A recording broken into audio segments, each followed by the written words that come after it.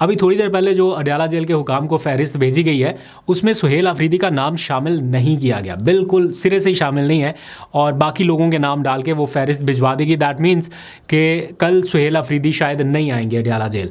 उन्होंने ऐलान तो किया था कि वो हर जुमेरात के दिन पहुंचेंगे, 10 बार तो वो पहुंचे।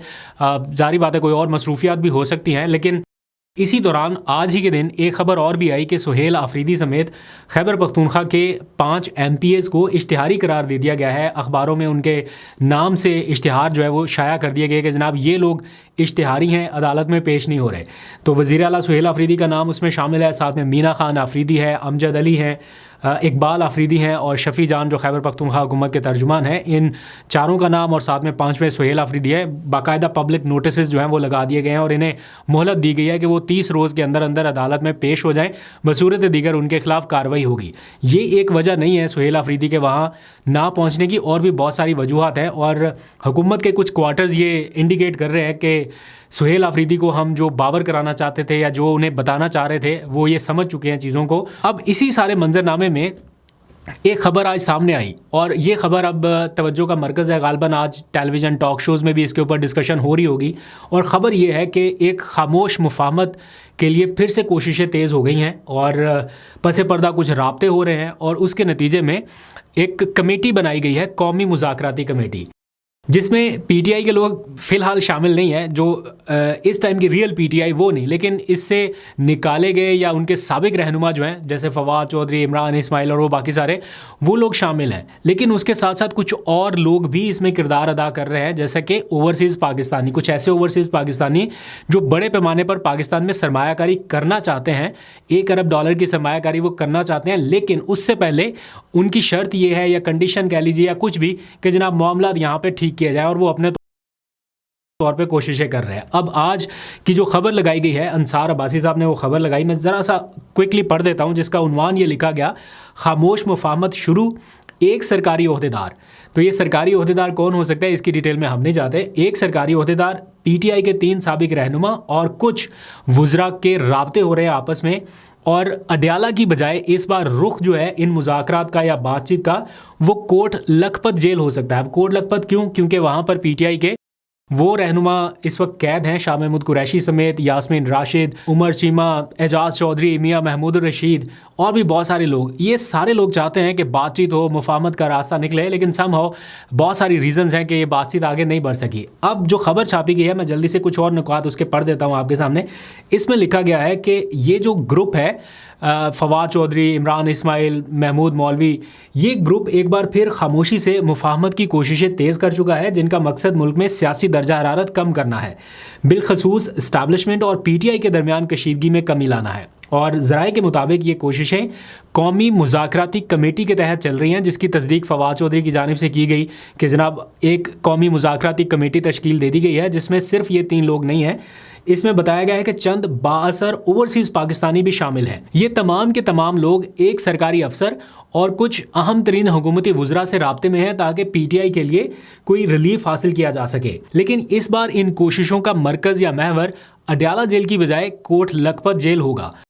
उसकी वजह वो बताते हैं कि कोट लखपत जेल में कैद तमाम PTI के रहनुमा बातचीत को ही आगे बढ़ने का वाहिद और काबिल अमल रास्ता करार दे चुके हैं, जबकि इमरान खान उनकी ये राय मुस्तरद करके अवामी सतह पर किसी भी किस्म के मुज़ाकरात को तस्लीम करने के लिए तैयार नहीं है। ये खबर में लिखा गया है, लेकिन ये चीज़ रिकॉर्ड पर है कि इमरान खान ने जितनी मुज़ाकरात की बात की है शायद इतनी हुकूमत ने भी नहीं की। इमरान खान तो हर मौके पर कह रहे हैं कि बातचीत, मुज़ाकरात, जब वो गिरफ्तार नहीं हुए थे तब भी उन्होंने बहुत दफ़ा कहा कि बैठें, बातचीत करें, मुज़ाकरात से हल निकालें। जब वो जेल में गए तब भी उन्होंने कहा, एहतजाज से पहले भी उन्होंने कहा, एहतजाज के बाद भी उन्होंने मुज़ाकरात की पेशकश की।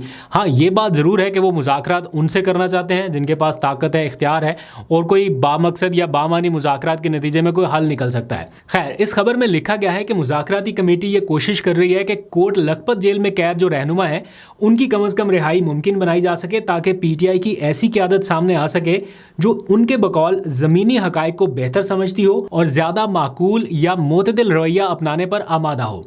इस खबर में मजीद लिखा गया है कि दी न्यूज़ के राब्ता करने पर फवाद चौधरी ने यह तस्दीक की है कि सियासी माहौल को मामूल पर लाने और PTI और इस्टेब्लिशमेंट के दरमियान तवील अरसे से जारी महाजराई के खात्मे के लिए कौमी मुज़ाकराती कमेटी तश्कील दी गई है और ये कोशिश चंद हफ्ते कबल शुरू हुई।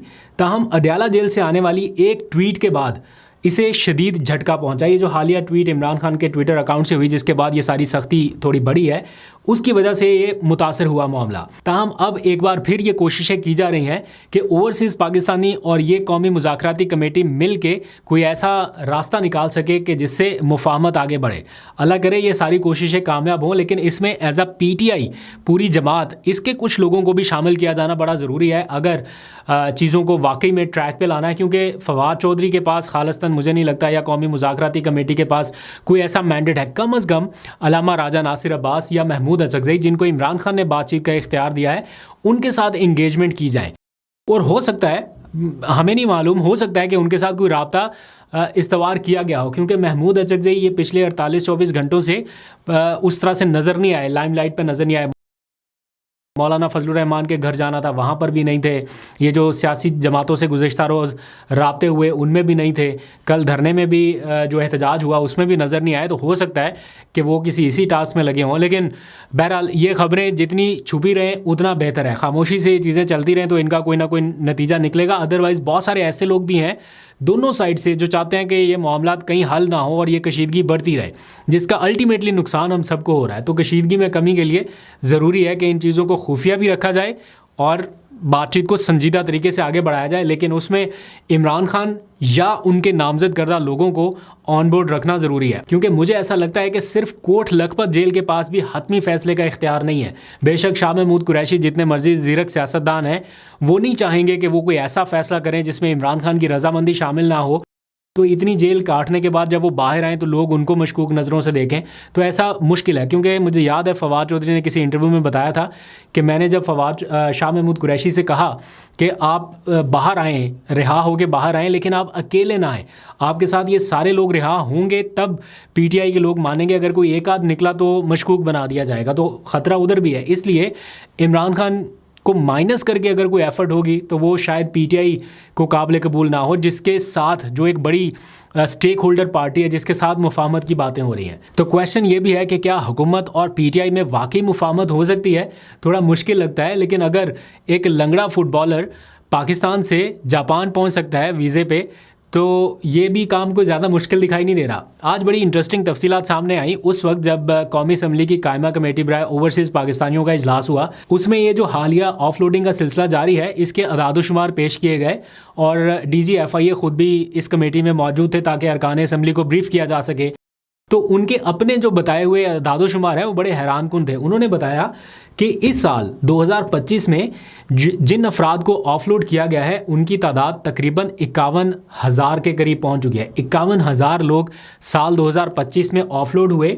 और डिपोर्ट होने वालों की फहरिस्त भी बड़ी दिलचस्प है, दिलचस्प नहीं है बल्कि अफसोसनाक है। इसमें बताया गया कि सऊदी अरब से भीख मांगने पर, सिर्फ भीख मांगने पर 24,000 पाकिस्तानियों को डिपोर्ट किया गया है और दुबई से 6,000 पाकिस्तानी सिर्फ भीख मांगने की वजह से डिपोर्ट हुए। ये बड़ा अफसोसनाक एक चीज़ है जिसको वाकई रोका जाना चाहिए, और इसको अगर रोकने के लिए कोई इकदाम हो रहे हैं तो उसको अप्रिशिएट करना चाहिए। और सिर्फ ये सऊदी अरब या दुबई नहीं है, आज़रबाईजान से भी कोई 2,500 के करीब अफराद को डिपोर्ट किया गया जो वहाँ जाकर भीख मांग रहे थे। तो इसी सारी तफसीलात के दौरान आखिर में ये बताया गया कि ये जो ऑफलोड किया जा रहा है इसको ज़्यादा सख्त इसलिए भी कर दिया गया कि एक जाली फ़ुटबॉल क्लब बनाया गया, उसे जाली तौर पे उसके दस्तावेज़ात तैयार किए गए और उनमें एक पूरी फ़ुटबॉल टीम को जापान भेजा गया। इससे हैरानकुन बात यह है कि उस टीम में एक लंगड़े खिलाड़ी को भी भेज दिया गया, एक लंगड़ा शख्स जिसको फ़ुटबॉल का खिलाड़ी बनाकर वीज़े पर जापान भेज दिया गया और फिर वो अभी तक वहीं है। तो ये सारा कुछ हुआ।